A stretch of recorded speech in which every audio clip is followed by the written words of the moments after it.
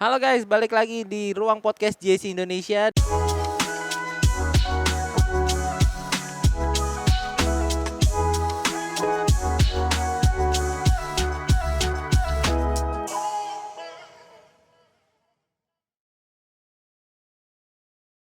Dan kali ini kita akan ngebahas mengenai perkembangan kendaraan listrik di Indonesia, terus menunjukkan peningkatan seiring dorongan pemerintah untuk mempercepat transisi menuju transportasi rendah emisi dengan regulasi seperti Perpres 55 tahun 2019 dan Permenhub terkait uji tipe kendaraan listrik. Nah, kebetulan pagi ini saya kedatangan juga tamu spesial yaitu Bapak Yusuf Nugroho. Ya, selamat pagi Pak Selamat pagi, Faldo. Pak. Ya, Pak Yusuf ini selaku Direktur Sarana dan ya, Keselamatan Transportasi Jalan. ya.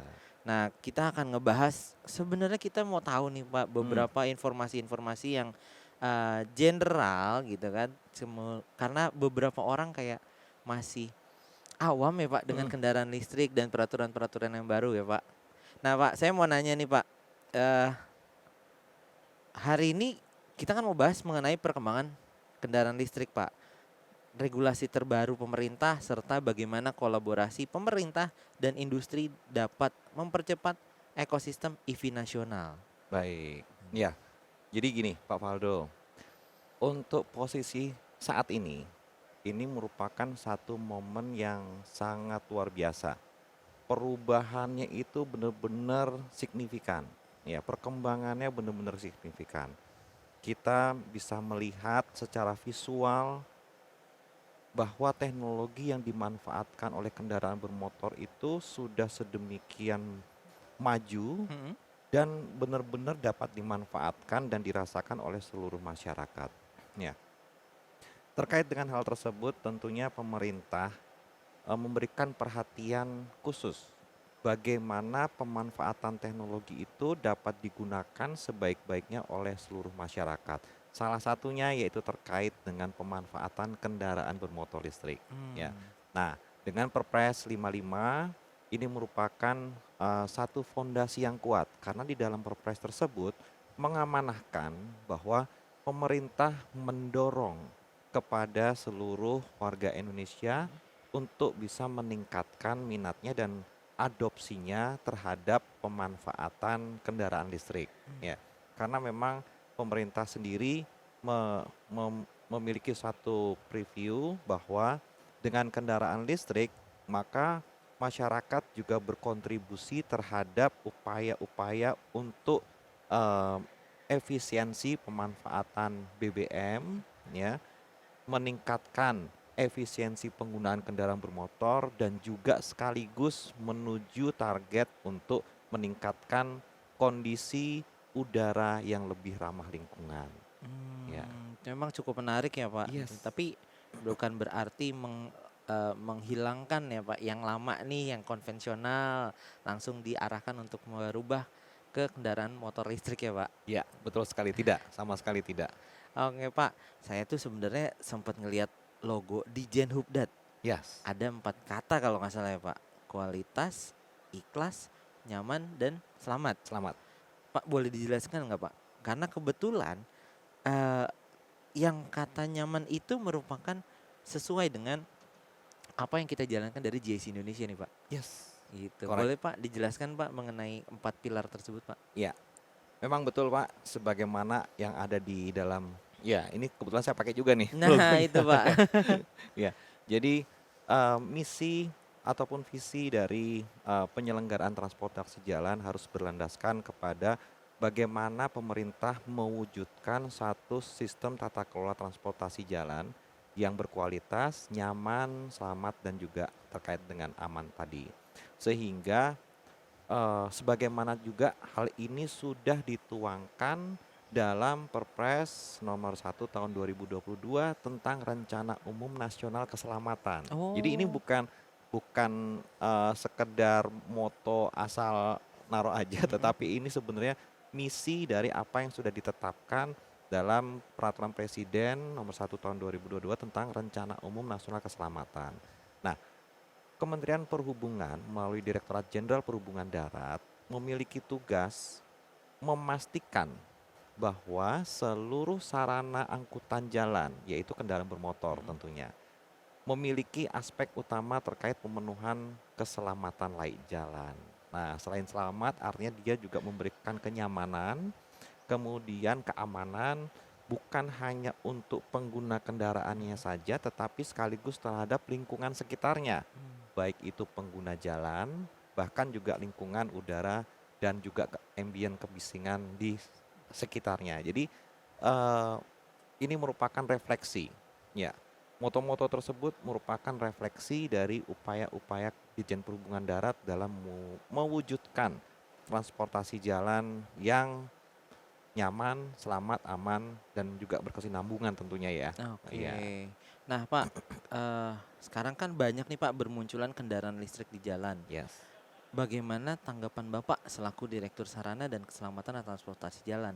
Apakah perkembangan EV sejauh ini cukup lebih baik atau sebenarnya masih 50-50, Pak? Ya, justru kami sendiri dari Direktorat Jenderal Perhubungan Darat cukup surprise, Mhm. ya, cukup surprise dengan antusiasme masyarakat Indonesia memanfaatkan teknologi. Hal ini bisa kita lihat dari data yang sebenarnya kami miliki. Mohon maaf, saya harus buka contekan nih. Aman, Pak, aman, Pak. Ya, sampai dengan eh, 26 November Heeh. tahun 2025 ini, untuk jenis mobil penumpang perkembangannya sendiri sudah minimal ada 94.985 unit yang sudah diadopsi oleh Mmm. masyarakat untuk jenis mobil penumpang. Untuk sepeda motor listrik, ya itu melebihi dari 200.000, ya tepatnya 213.000. Mhm. Untuk kendaraan bus listrik sendiri, pemerintah juga saat ini sedang mendorong agar pemanfaatan kendaraan listrik juga dimanfaatkan untuk pelayanan publik. Mhm. Maka bus listrik yang dimanfaatkan untuk BRT, by the service Mhm. system itu menggunakan bis listrik dan jumlahnya sudah mencapai 720 unit. Wah, banyak Iya, juga tuh, Pak. iya. Dan tersebar di seluruh kota, ada di Medan, di Jakarta. Di Jakarta kita sering lihat ya, Sering ada lihat. bus Transjakarta yang Betul. menggunakan bis listrik, kemudian kota-kota besar lainnya. Kemudian juga ada mobil barang yang jumlahnya melebihi dari 200 unit perkembangannya. Nah, artinya dengan total adopsi lebih dari 300.000 unit tersebut, ini menggambarkan bahwa masyarakat Indonesia sangat antusias untuk memanfaatkan teknologi dan sudah mulai bisa merasakan benefitnya. Kehadiran kendaraan bermotor listrik berbasis baterai ini merupakan option, Mhm. ya.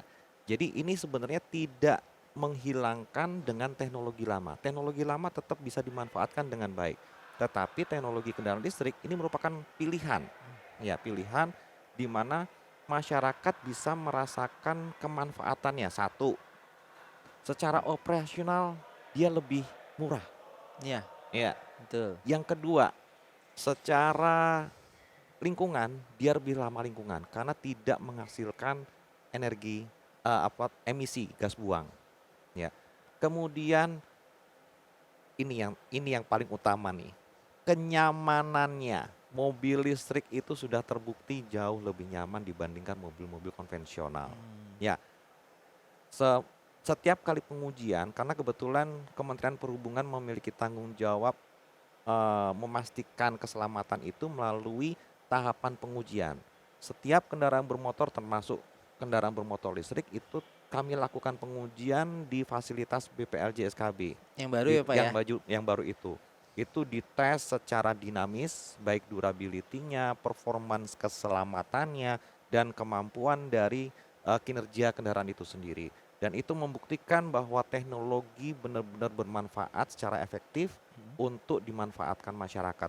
Apalagi ke depan dengan teknologi kendaraan listrik, kita sudah bisa menyongsong yang namanya autonomous. Iya. Karena dengan kendaraan listrik itu sendiri banyak sekali fitur-fitur otomatis yang bisa kita manfaatkan. Luar Betul, biasa, betul, ini Pak, keren betul. banget. Ya. Apalagi punya kendaraan-kendaraan dari JC ya, Pak. Yes, ya, Nyaman gitu kan, nyaman. platformnya juga dari EV Ya, gitu. Jadi betul. semuanya bisa lebih berkualiti ya, Pak. Nah, sama satu lagi, bahwa mostly kendaraan listrik itu disematkan fitur-fitur otomatis yang yang tujuannya adalah menghindari adanya kecelakaan. Ya, Betul.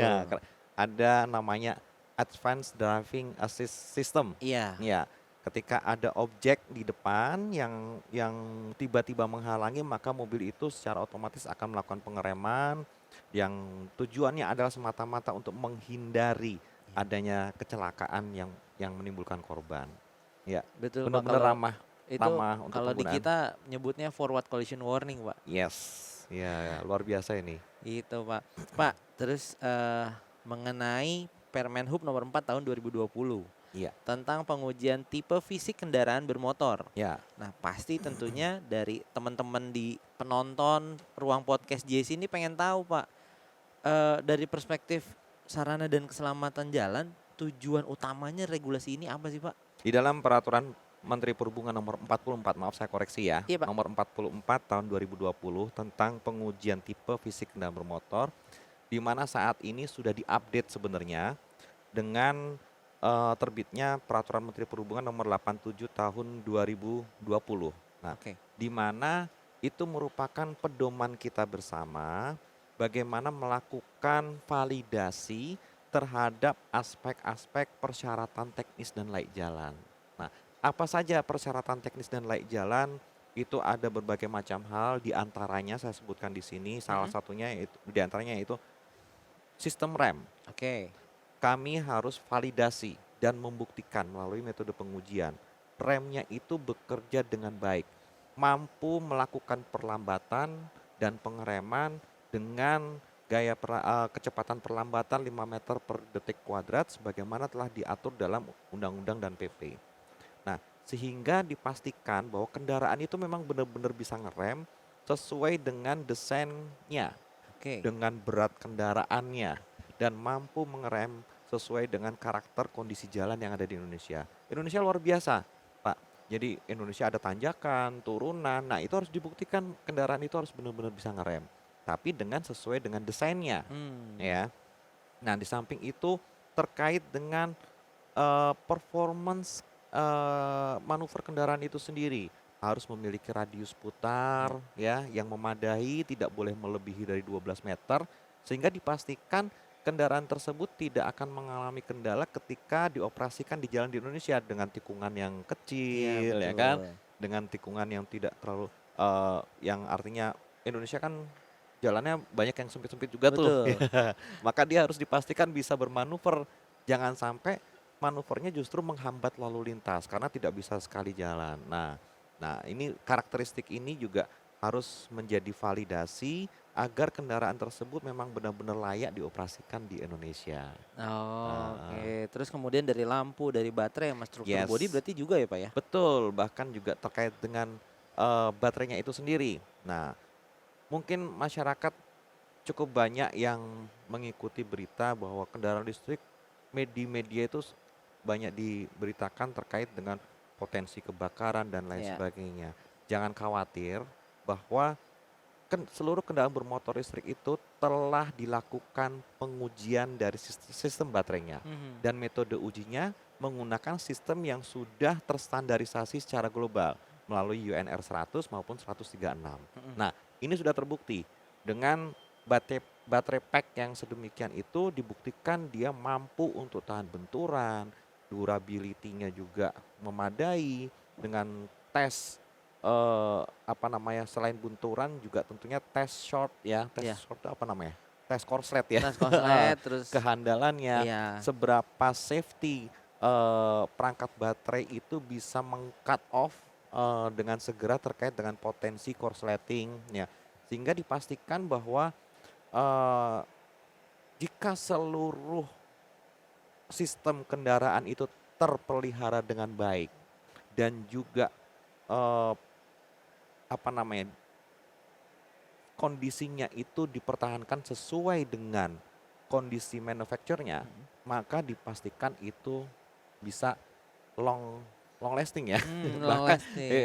bahkan artinya prinsipal sendiri memberikan jaminan kepada lifetime dari baterai tersebut Betul. sepanjang pemanfaatannya sesuai dengan instruksi Standarisasinya. kerjanya. Iya. Iya, Nah, jadi jangan khawatir.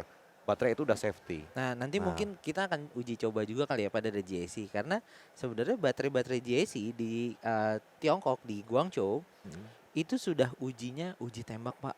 yes. Wow, Jauh. berarti sudah armor ya? Sudah Wah, uji tembak itu jauh dari titik bakar. wah luar Terus biasa. kemudian kita baterainya itu selnya udah kita coba uji peluntir juga, Pak. Wah, Itu luar biasa. alhamdulillah di sana ternyata aman dan sampai saat ini tidak ada klaim mengenai kerusakan baterai ataupun masalah baterai, Pak. Nah, ya. Jadi jangan khawatir ya. Iya, Jadi untuk unit-unit sebenarnya JSI. dengan perkembangan teknologi semua aspek safety itu sudah dipersiapkan ya Pak ya. Yes, betul, Luar Pak. biasa. Cuma nanti kan memang kita mesti uji di Indonesia ya, Pak ya. Yes, betul Gitu. Karena juga. harus masuk Indonesia, regulasi Indonesia kita harus Ya, taati gitu ya, Pak. betul.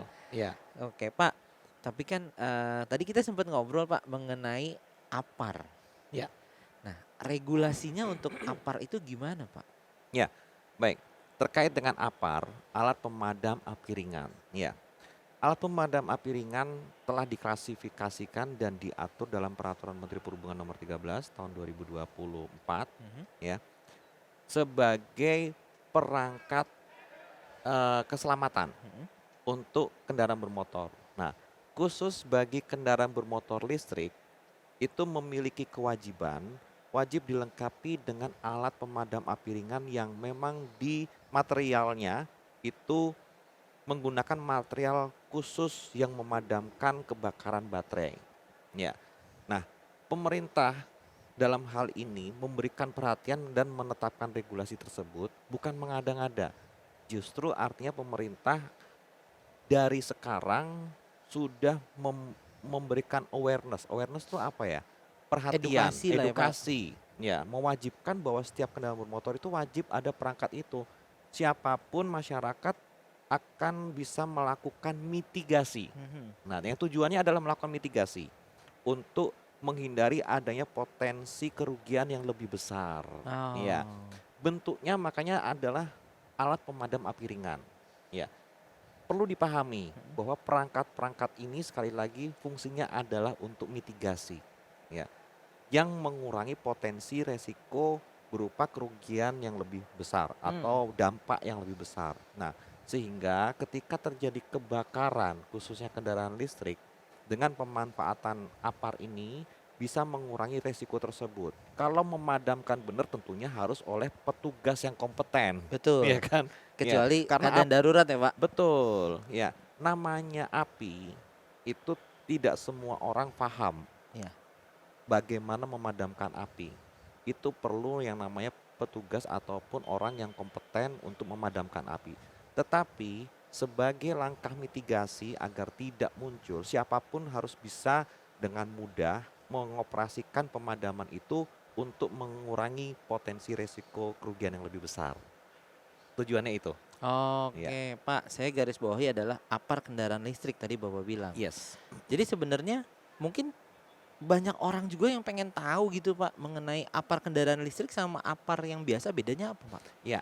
Jadi APAR kendaraan listrik itu memiliki jenis material bahan pemadaman yang berbeda dibandingkan APAR biasa. Sebenarnya ini lebih lebih cocok jika dijawab oleh yang kompeten ya, tetapi yang kami ketahui yang sudah kami atur dalam peraturan menteri tersebut bahwa material dari APAR kendaraan listrik itu memiliki sifat karakteristik yang berbeda dibandingkan material pemadam untuk memadamkan api kebakaran gedung ya, Hmm. kebakaran plastik, kabel itu beda. Ya, yang biasanya disebut kategori ABC. Mhm. Nah, dengan material pemadam api untuk baterai listrik itu khusus untuk memadamkan kebakaran pada material litium, Oke. litium atau nikel. Karena sifat litium atau nikel itu sendiri ketika terjadi temperatur yang panas itu dia memang cukup sulit untuk dipadamkan. Ketika menggunakan material biasa pada saat instan dia padam, tapi dalam waktu singkat kalau dia sumber apinya juga belum apa namanya, Belum belum kena ke belum sumbernya ya, Pak ya? belum kena ke sumbernya dengan material itu, dia masih memiliki namanya itu thermal running ya, Ya. runway thermal Heeh. ya. Ya. Itu yang menyebabkan dia akan hidup lagi. Ya, meskipun direndam di air biasa, Tetap dia hidup tetap lagi. hidup. Iya. Nah, sehingga membutuhkan suatu material khusus yang dia membungkus sifatnya water base ya kalau nggak salah ya. Nanti tentunya ini yang lebih ahli yang bisa menjelaskan itu material itu. Ya, yang benar-benar spesifik untuk memadamkan kebakaran dari material lithium maupun Lithium. nikel tersebut. Karena memang khusus, Mas. Oke, Iya. memang Heeh. emang agak-agak kita mesti banyak edukasi ya Pak ya Edukasi, betul. mengenai kendaraan listrik karena perubahan-perubahannya pun juga nggak cuman orang beli mobil gitu kan Yes. speknya bagus tapi mesti tahu juga cara penanganannya. Ya, teknologi itu bukan hanya bagaimana menggunakannya, tetapi bagaimana memitigasi resikonya juga harus Iya, diketahui loh. Iya, betul. Pak, heeh, tapi di tengah pertanyaan ini Pak, saya mau nanya Pak. heeh. Agak-agak worry sih Pak.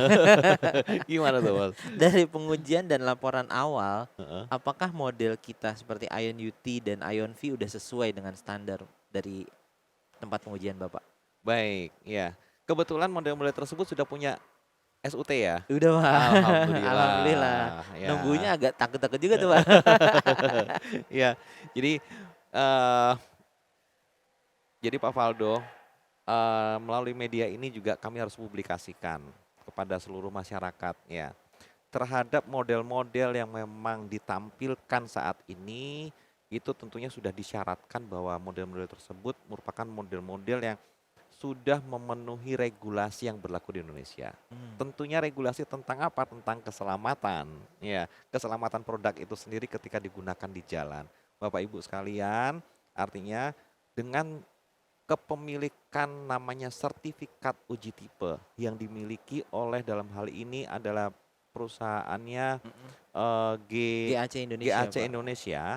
GAC Indonesia sudah mendapatkan approval dari pemerintah Indonesia berupa sertifikat uji tipe, yang artinya model-model kendaraan tersebut sudah diuji secara teknis sesuai dengan ambang batas yang ada dan dinyatakan lulus. Yang artinya adalah sudah memenuhi kriteria keselamatan tadi. Alhamdulillah. Ya, Berarti keren. Selamat yang ya. nonton ataupun yang dengar ruang podcast JS Indonesia juga nggak perlu khawatir ya Nggak perlu Pak. khawatir. Dan sekaligus mohon izin, sekaligus kami juga sosialisasikan kepada seluruh masyarakat. Jangan lupa bahwa setiap Bapak Ibu, setiap masyarakat Indonesia yang membeli kendaraan bermotor harus disertai dengan SRUT, sertifikat registrasi uji tipe, yang sebenarnya itu sudah disiapkan oleh dealer. Ya, Oke. yang dokumen itu sebagai dasar Bapak Ibu atau masyarakat Indonesia untuk meregistrasikan mendapatkan STNK BPKB.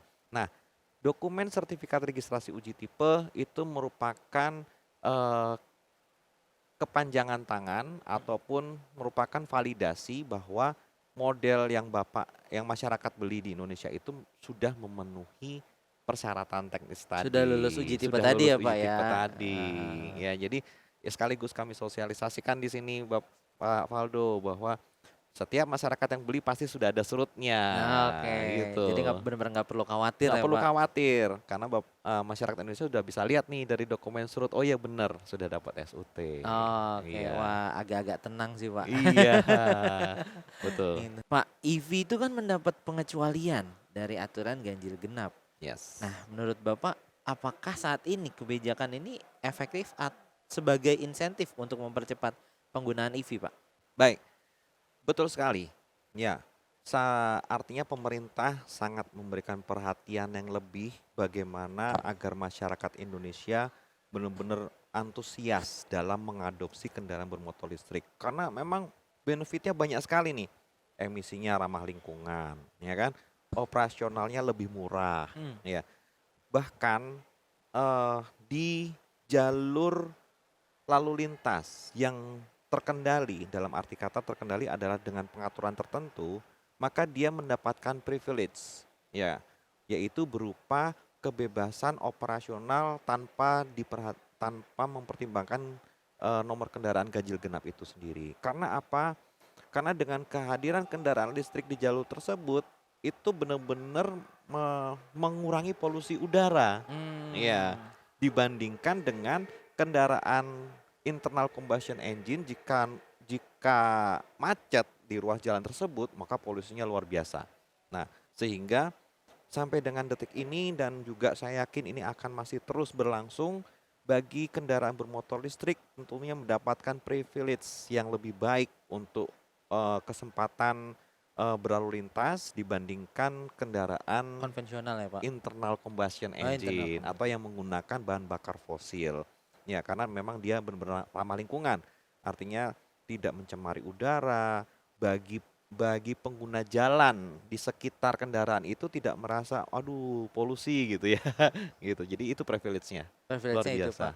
Tapi tetap macet Pak kalau saya dari rumah ke kantor Pak. Iya, memang konsekuensinya kalau semua masyarakat sudah beli mobil listrik dan semuanya masuk ke jalur ganjil genap ya tetap Tetap macet. macet ya Pak? Tapi kan nggak polusi, ya kan? Betul. Karena tidak menghasilkan emisi gas buang. Iya. Nah, supaya nggak macet, naiknya transport publik. Nah, Nah, public jangan transport Pak nanti ya. saya nggak jualan dong Pak. Loh, tapi jangan salah, public transport pun untuk wilayah DKI kan juga sudah bus Betul. listrik, sudah ada LRT, MRT, ya yang semuanya benar-benar ramah lingkungan. Jadi transportasi jalan dengan kehadiran kendaraan bermotor listrik, salah satunya produknya Ion ini, wah ini benar-benar paten lah, Pol ya ya Pak. kan? Ah. Heeh. Pak, Ya, saya nanya lagi ya. Saya mesti banyak belajar sama Bapak nih. enggak lah sama-sama kita. Eh, Heeh. Pak, Perpres 55 tahun 2019 diterapkan. Ya, Apa sih Pak perubahan paling nyata terkait percepatan EV? perubahan paling nyata. Oke, satu tentunya dari pemerintah sendiri concern terhadap bagaimana mendukung dan mendorong adopsi melalui satu penyiapan regulasi, petunjuk teknisnya semuanya sudah siap nih, baik termasuk kelaikan jalan maupun persyaratan teknis lainnya. Yang kedua, pemerintah juga sudah menyiapkan insentif, Hmm, perangkat insentif. Ya, bisa kita buktikan bahwa pajak tahunan mobil listrik itu luar biasa murah, betul ya? betul Pak. Ya, bahkan lebih murah dari sepeda motor jangan-jangan Iya ya. betul Pak. Ya, insentif itu bentuk insentif. Selain pajak, di kami pun di dalam proses pengujian tipe, dia biaya ujinya juga jauh lebih murah dibandingkan kendaraan konvensional. Karena apa?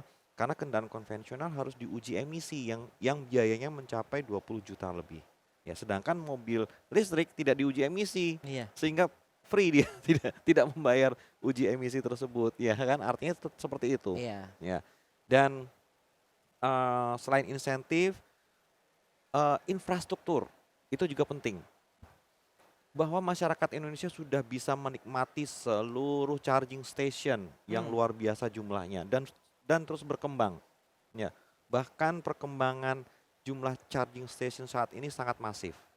Ya, bukan hanya dari pemerintah saja, hmm. keterlibatan sektor swasta dalam investasi di charging station itu luar biasa minatnya. Jadi jangan khawatir masyarakat Indonesia ketika menggunakan dan mengadopsi kendaraan listrik, charging stationnya bisa di mana-mana. Bahkan di rumah pun Sudah bisa bisa juga. Iya, melakukan charging yang artinya nggak perlu lagi ke pom bensin nih. Iya, betul. jadi bukan sahabat pom bensin lagi ya. Iya, betul Pak. Memang Dari rumah pun bisa isi. dan memang lebih Heeh. jadinya lebih lebih simpel ya Pak ya. Lebih simpel. Kita sambil waktu kita tidak terbuang untuk ngantri di pom bensin ya kan. Jadi begitu pulang kerja nyampe rumah dicolok terus istirahat kan sambil Betul. istirahat. Iya. Pagi Pagi-pagi sudah udah full full lagi. lagi. Iya. Dan biayanya jauh Lebih lebih murah murah. ya Iya. jika dibandingkan 1 kWh setara 1 liter ya Ya, kan itu itu jauh jauh sekali ya. jauh banget Pak. Jauh banget harganya. Ya apalagi kalau ya kebetulan udah beberapa dari customer kita kan udah nyoba Pak. Yes. Mobil-mobil JC sendiri juga udah terbukti dari Jakarta, Bukit Tinggi kembali ke Jakarta. Dia cuma Wow. habis 500.000 Pak. Wow, Itu jauh sekali. jauh sekali. Dibandingkan harus beli BBM fosil ya. Betul. Bisa berjuta-juta jangan-jangan. Iya betul. Iya. Tapi saya masih beli BBM Full, Pak. Iya. Iya, Oke, iya. Pak, Mm-mm. sebagai penutup nih Pak. Yes. Ada pesan Bapak untuk masyarakat dan industri dalam mendukung transisi menuju transportasi rendah emisi. Baik. Ya.